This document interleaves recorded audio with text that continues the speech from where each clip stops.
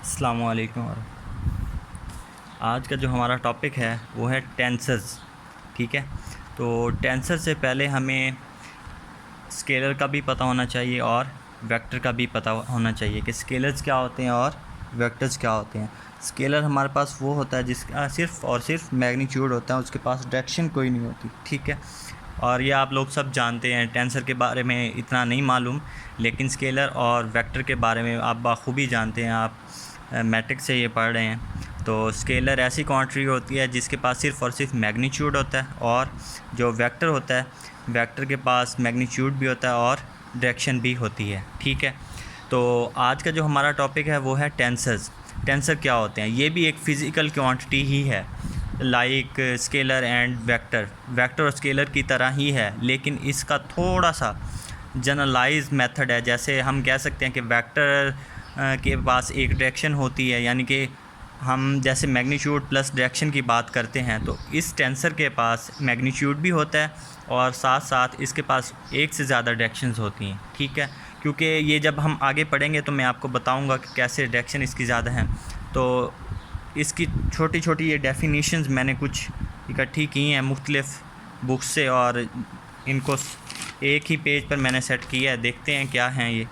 तो पहली जो है वो है in R M dimensional space a tensor of rank n। ठीक है, rank n is a mathematical object that has n indices m power n components and obey certain transformation rules. ठीक है, टेंसेस के बारे में कोई एग्जैक्ट डेफिनेशन मौजूद नहीं है हमारे पास, तो मुख्तलिफ़ बुक्स में मुख्तलिफ़ किस्म की इसकी डेफिनेशंस बताई गई हैं, लेकिन ये हैं फ़िज़िकल क्वांटिटीज़ ही जो ट्रांसफॉर्मेशन रूल्स को फॉलो करती हैं। और ट्रांसफॉर्मेशन रूल्स क्या हैं? ये ट्रांसफॉर्मेशन रूल्स ये हैं कि एक कोऑर्डिनेट सिस्टम से जब हम दूसरे कोऑर्डिनेट सिस्टम में ट्रांसफॉर्मेशन करते हैं, यानी कि अगर मैं ये कहूँ कि हमारे पास ये आपके पास एक्स वाई प्लेन है। ठीक है, एक्स वाई प्लेन है, तो यहाँ से जब आप इसको रोटेट करवाते हैं तो आपके पास यहाँ पे अगर मैं एक्स को यहाँ पे ले जाऊँ और इसको मैं कह दूँ ये है आपके पास एक्स डैश, और वाई को ले जाऊँ मैं यहाँ पर, तो ये वाई डैश हो जाएगा। ठीक है, तो ये इसकी ट्रांसफॉर्मेशन होगी इस कोऑर्डिनेट सिस्टम की, एक कोऑर्डिनेट सिस्टम की दूसरे कोऑर्डिनेट सिस्टम में ट्रांसफॉर्मेशन हो गई है। तो हम रिलेटिविटी में लॉरेंस ट्रांसफॉर्मेशन पढ़ते हैं या कोऑर्डिनेट ट्रांसफॉर्मेशन पढ़ते हैं, मुख्तलिफ होती हैं, लेकिन ये ट्रांसफॉर्मेशन रूल्स यही हैं कि एक कोऑर्डिनेट सिस्टम से हम दूसरे कोऑर्डिनेट सिस्टम में चेंज हो जाते हैं। ठीक हो गया, तो ये m पावर n, ये जो m पावर n कंपोनेंट्स है ना, ये टेंसेस के बारे में, यानी कि इसका एक फार्मूला होता है कि आपने इसके कंपोनेंट्स फाइंड करने हैं, तो वो कैसे फाइंड होंगे। तो ये बहुत ही इजी फार्मूला है। ये फार्मूला होता है डिमेंशन पावर रैंक, यानी कि d पावर r। ठीक है, तो इसको हम लिखते हैं डायमेंशन होल पावर रैंक। ठीक हो गया, ये फार्मूला है। तो अक्सर ये MCQs भी आता है। ठीक है, PPSC के एग्ज़ाम्स में अक्सर MCQs आता है कि आपके पास इतना रैंक है टेंसर का और इतनी डिमेंशंस हैं, तो बताइए इसके कंपोनेंट्स कितने हैं। तो हमारे पास फार्मूला ये होता है डिमेंशन पावर रैंक, तो इससे हम इजीली फाइंड कर सकते हैं कि उसके कितने कंपोनेंट्स होते हैं। ठीक हो गया।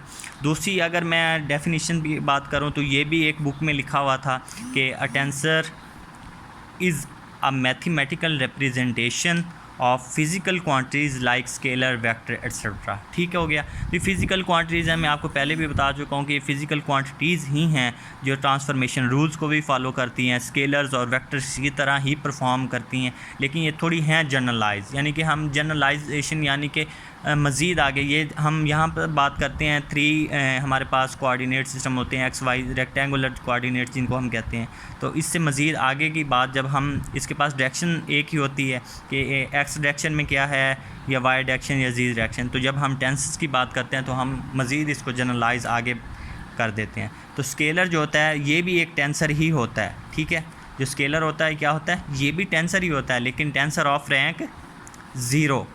इसको क्या कहते हैं? Tensor of rank zero. इसी तरह जब हम वेक्टर की बात करते हैं तो टेंसर ऑफ रैंक वन, यानी कि मैग्नीट्यूड प्लस डायरेक्शन।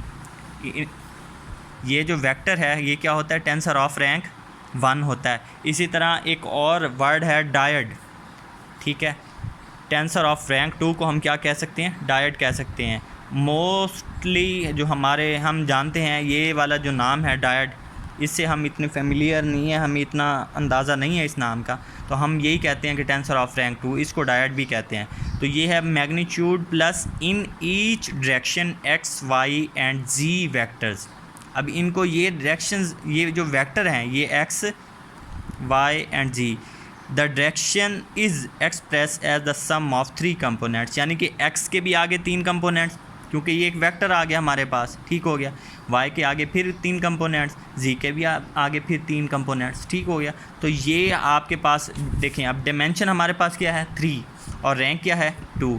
तो अगर हम डायमेंशन की पावर ये करें तो हमारे पास कितने कंपोनेंट्स बन गए, ये टोटल 9 कंपोनेंट्स बनते हैं। तो ये बहुत कॉम्प्लिकेटेड होता जाता है आगे आगे मज़ीद, जैसे जैसे इसका रैंक बढ़ता जाएगा, 3 करेंगे, 4 करेंगे, 5 करेंगे, तो ये हमारे पास जो इसका रैंक है और सॉरी इसके जो कंपोनेंट्स है वो बढ़ते चले जाएंगे और ये हमारे लिए मज़ीद कॉम्प्लिकेटेड हो जाएगा। तो ज़्यादातर हम बात यहाँ डायरेक्ट तक ही करते हैं। तो ये देखें कि in each direction X Y and Z the direction is express as the sum of 3 components, यानी कि एक्स के भी 3 कंपोनेंट्स, वाई के भी 3 कंपोनेंट्स और जी के भी आगे 3 कंपोनेंट्स हो गया, ठीक हो गया। तो ये आगे इसी तरह मज़ीद बढ़ते चले जाते हैं, ठीक हो गया। आगे है The physical quantities which have more than one direction are represented by the mathematical entities are called tensor, ठीक हो गया। एक डेफिनीशन ये भी है कि फ़िज़िकल क्वांटिटीज़ हैं, ठीक है, और ये मोर देन वन डायरेक्शन को रिप्रेजेंट करती हैं, इसलिए इनको टेंसर्स कहते हैं। टेंसर्स के लिए मैंने आपको बताया कि मोर देन वन डायरेक्शन, तो scalar and vector are its special cases, उसने साथ ये नोट दे दिया कि स्केलर और वेक्टर क्या हैं, इसके स्पेशल केसेस हैं। क्योंकि अगर हम मोर देन वन डायरेक्शन की बात करें और फिर ये ना लिखें कि स्केलर्स एंड वेक्टर्स क्या हैं, स्पेशल केसेस हैं या नहीं है, हम इसकी बात ही ना करें, तो फिर हमसे ये सवाल भी हो सकता है कि स्केलर तो है, स्केलर की हमारे पास डायरेक्शन नहीं होती। इसी तरह अगर वेक्टर की बात करें तो उसके पास एक डायरेक्शन होती है, तो फिर वो कैसे ये हो सकते हैं, टेंसेस हो सकते हैं, ठीक है। तो ये इसके स्पेशल केसेस उसने लिखे हुए हैं। आगे हैं, जैसे हमारे पास अगर एंटिटी है हमारे पास एक ये है आई जे और के। अब देखें इसके पास 3 कंपोनेंट, तीन इसके पास इंडिसेस हैं आई जे एंड के। इसकी डायरेक्शन 3 मुख्तलिफ है, आई जे एंड के, इसकी 3 साइड्स डायरेक्शंस हैं मुख्तलिफ। इसका ये एक टेंसर है हमारे पास ऑफ रैंक 3, क्योंकि हमारे पास 3 इंडिसेस हैं, हम इन इंडिसेस से शो करते हैं। बहरहाल ये हमारी आगे जब हम इसको मज़ीद आगे कंटा वेरिएंट को वेरिएंट या आगे पढ़ेंगे तो हम इसको मज़ीद समझेंगे कि ये क्या है हमारे पास, ठीक हो गया। तो आगे है सुपरस्क्रिप्ट एंड सबस्क्रिप्ट, कि हमारे पास सुपरस्क्रिप्ट और सबस्क्रिप्ट क्या होते हैं, ठीक है। इन द सिंबल, अभी हम इसको सिंबल कह रहे हैं, लेकिन ये है टेंसर ऑफ रैंक 4, क्योंकि इससे 4 इंडिसेस हैं, ठीक है, इसको हम टेंसर कहते हैं। लेकिन अभी बहरहाल हमने इसको क्या कहना है कि ये हमारे पास एक सिंबल है जिसके ऊपर 4 इंडिसेस लगे हुए हैं, आई जे के एल। ये जो अपर इंडिसेस हैं आई जे और लोअर इंडिसेस हैं के एल, इनको हम क्या कहते हैं, तो देख लेते हैं। The indices I J written in the upper position are called superscripts, इनको हम सुपरस्क्रिप्ट कहते हैं, ठीक हो गया। या फिर आगे जब मज़ीद हम पढ़ेंगे तो वो कंट्रा वेरिएंट होगा, क्या होगा, कंट्रा वेरिएंट। तो अभी हमें बस इतना ही पता कि ये क्या है, सुपरस्क्रिप्ट। इसके बाद हैं के और l written in the lower position are called subscript, तो इनको हम क्या कहते हैं, जो लोअर पोजीशन में इनको सबस्क्रिप्ट कह देते हैं, ठीक हो गया। तो अभी हमें सिर्फ इन चीज़ों का पता ही है कि सुपरस्क्रिप्ट क्या है, हमने इनको याद रखा है। सुपरस्क्रिप्ट किसको कहते हैं और सबस्क्रिप्ट किसको कहते हैं। अगर अपर इंडिसेस हैं तो सुपरस्क्रिप्ट और लोअर इंडिसेस हैं तो क्या हो जाएगा, सबस्क्रिप्ट हो जाएगा, ठीक हो गया। तो आगे है the Einstein summation convention. Einstein summation convention क्या होती है, तो consider the sum of the series, और ये सीधी सी बात है, ये मैंने एक सीरीज़ लिखी है जो हम पढ़ते हुए आ रहे हैं बहुत पहले से।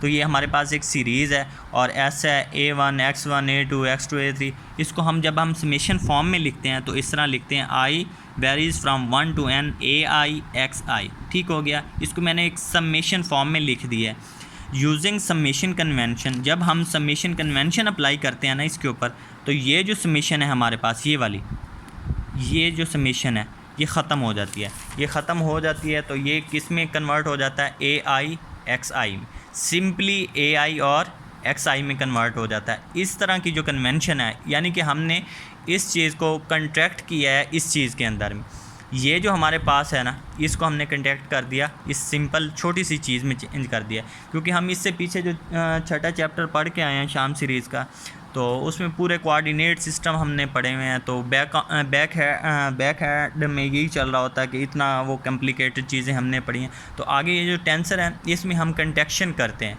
मुख्तलिफ़ चीज़ों की कंटेक्शन करते हैं और बहुत ही सिंप्लीफाई करके चीज़ों को आसान करके लिखते हैं। ठीक हो गया। तो ये जो हमारे पास समेशन थी, इसको हमने चेंज कर दिया समेशन कन्वेंशन में। इस समेशन कन्वेंशन को हम क्या कहते हैं? आइंस्टाइन समेशन कन्वेंशन कहते हैं। क्या कहते हैं? Einstein summation convention. जब हम इसको इसमें अप्लाई करते हैं तो समेशन ख़त्म हो जाती है। ठीक हो गया। आगे बात कर रहा है कि if the range is not defined then assume that the range is from 1 to n। यहाँ पे उसने कोई हमें ये नहीं बताया कि कोई हमारे पास रेंज इसकी क्या है, आई वेरीज़ तो कर रहा है, कहाँ से कहाँ तक कर रहा है। अगर नहीं बताया हुआ तो डेफिनेटली इसका मतलब होता है कि आई वेरीज़ फ्रॉम 1 to n। ठीक हो गया कि आई जो है वेरी कर रहा है फ्रॉम 1 to n। अगर वो हमें रेंज बता देता है कि आई वेरी कर रहा है 1 2 3 4 5 अप टू 10, जहाँ तक बता दे, ठीक है। अगर रेंज नहीं बताता तो हमें डेफिनेटली पता होना चाहिए कि इसकी रेंज कहाँ से वेरी कर रही है, 1 से वेरी कर रही है, कहाँ तक कर रही है, n तक कर रही है। ठीक हो गया, क्योंकि हमारे पास n डायमेंशनल स्पेस होती है। आगे हैं हमारे पास जो हमने आगे पढ़ने हैं, डमी इंडेक्स पढ़ना है। डमी इंडेक्स या फिर सफिक्स, इसको इंडिसेस भी कहते हैं, इंडेक्स भी कहते हैं। इंडिसेस तो जमा होती है, इंडेक्स कहते हैं वैसे। और सफिक्स फ्री इंडेक्स क्या होता है ये भी हम पढ़ेंगे। क्रोनेकर डेल्टा और इसकी प्रॉपर्टीज़ आगे देखेंगे कि ये क्या होती हैं। क्रोनेकर डेल्टा बहुत इंपॉर्टेंट है और फिर इसकी प्रॉपर्टीज़ हैं वो हम पढ़ेंगे। फिर इसके बाद कंटा वेरिएंट, कोवेरिएंट, वेक्टर्स और ये वो सारा कुछ आगे मज़ीद देखते चले जाएंगे। ठीक है, अल्लाह हाफिज़।